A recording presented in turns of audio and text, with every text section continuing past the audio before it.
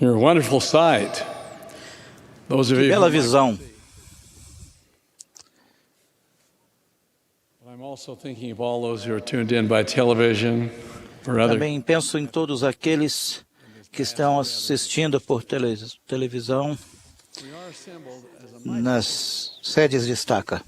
both here in the conference center and in locations throughout the world. Estamos reunidos em um grande grupo do sacerdócio, tanto aqui no centro de conferências como em diversos lugares em todo o mundo. Ouvimos mensagens inspiradas nesta noite e agradeço aos irmãos que falaram para nós. Sinto-me honrado, mas muito humilde pelo privilégio de falar a vocês. E oro que o Senhor me inspire.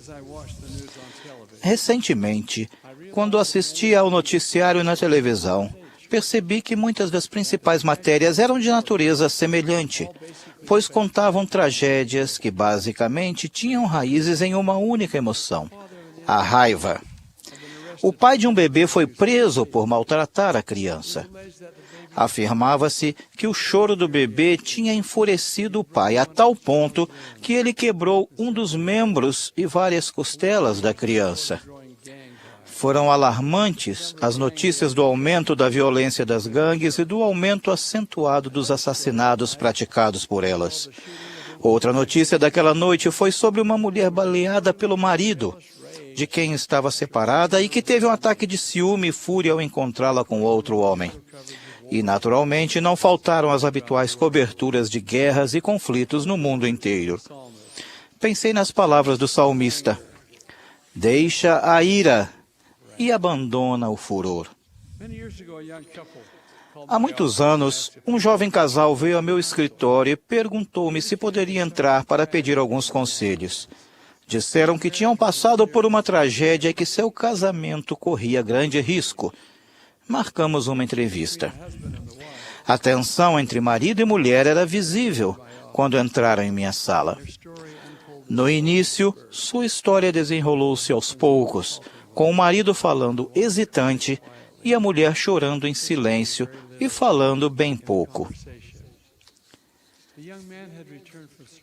O rapaz tinha sido missionário de tempo integral e fora aceito em uma universidade bem conceituada no leste dos Estados Unidos. Tinha sido ali, em uma ala de estudantes daquela universidade, que conhecera a futura esposa. Ela era aluna da mesma universidade. Depois de um ano de namoro, eles foram a Utah, casaram-se no templo de Salt Lake e pouco depois voltaram para o leste para terminar os estudos. Quando se formaram e voltaram para o estado de sua residência fixa, a esposa já esperava o primeiro filho e o marido conseguira um emprego em sua especialidade profissional. Eles tiveram um menino e estavam felizes. Quando o menino estava com uns 18 meses, resolveram tirar uns dias para visitar os parentes que moravam longe dali.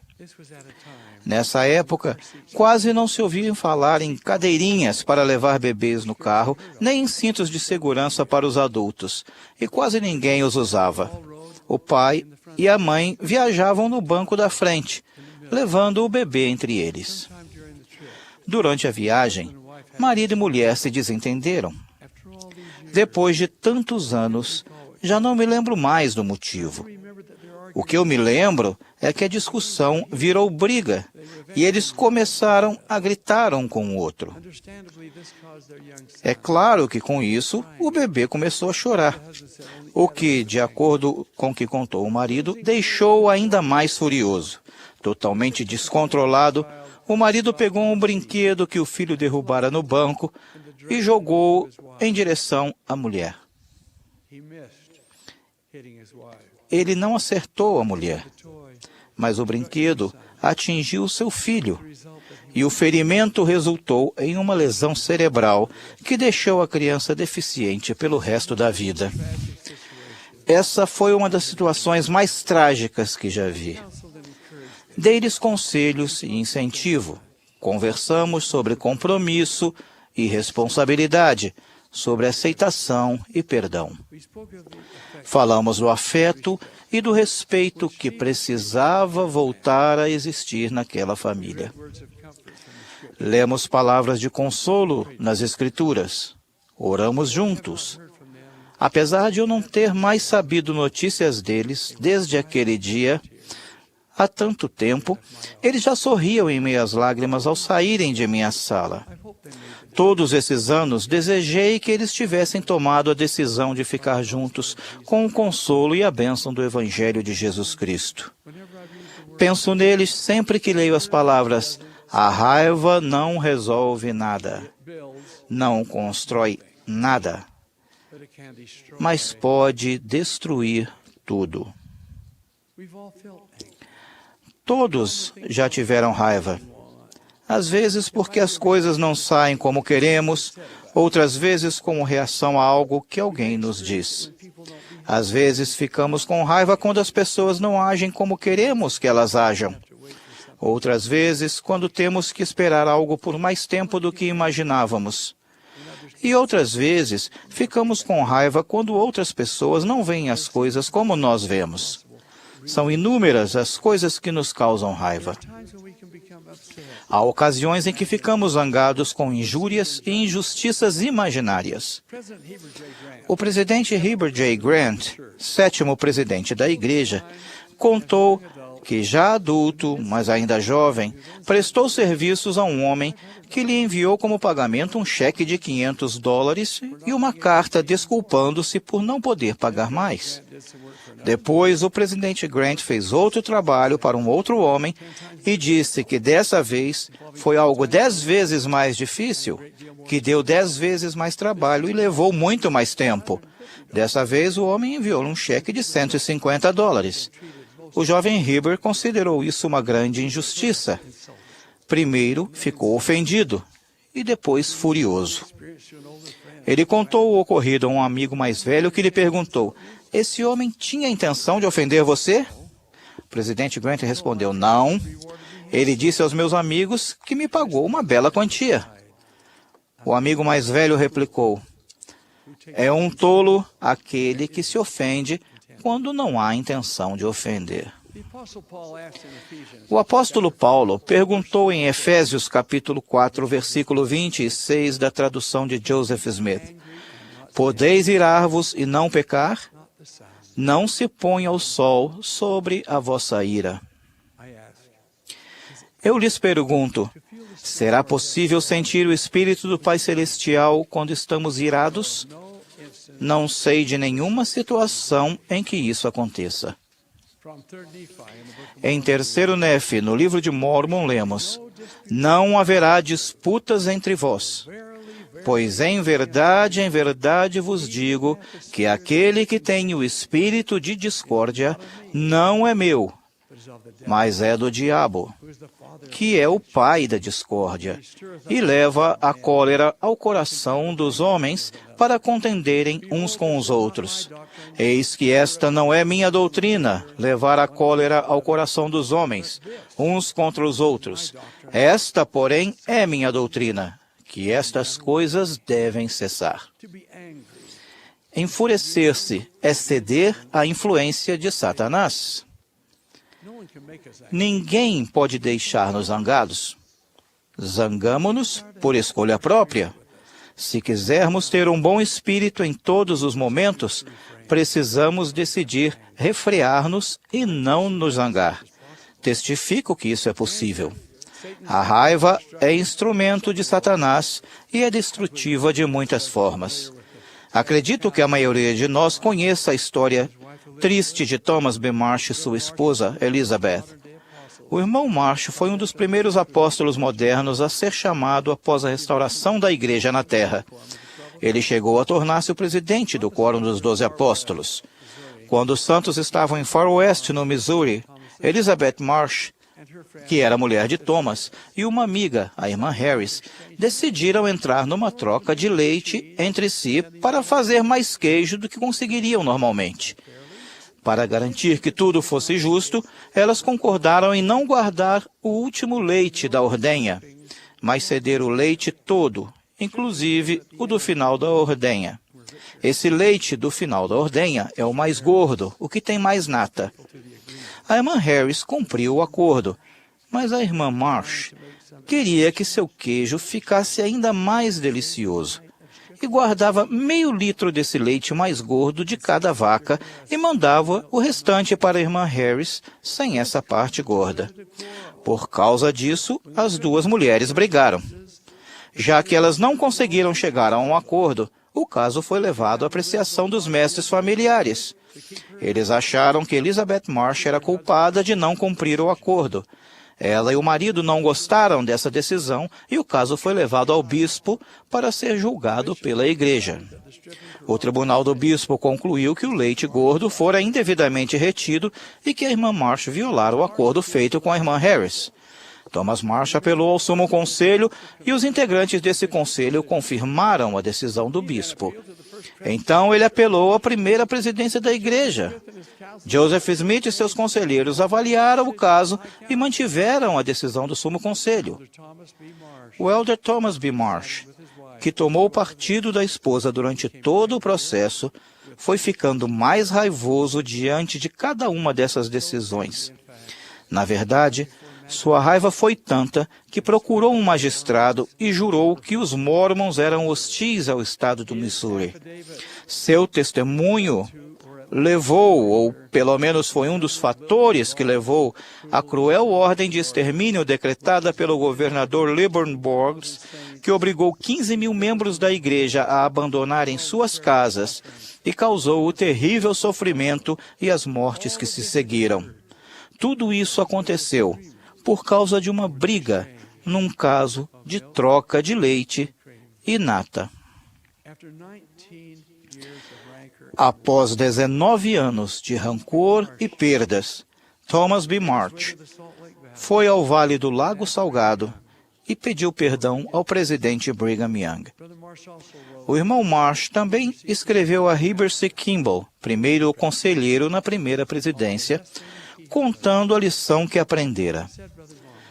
O irmão Marsh disse: "O Senhor poderia prosperar sem mim, e ele nada perdeu com minha saída de suas fileiras. Mas, ó, quanto perdi eu! Riquezas maiores do que este mundo, ou muitos planetas como este poderiam proporcionar." São certas as palavras do poeta John Greenleaf Whittier. De todas as palavras tristes que a língua humana poderia ter dito, as mais tristes são: poderia ter sido.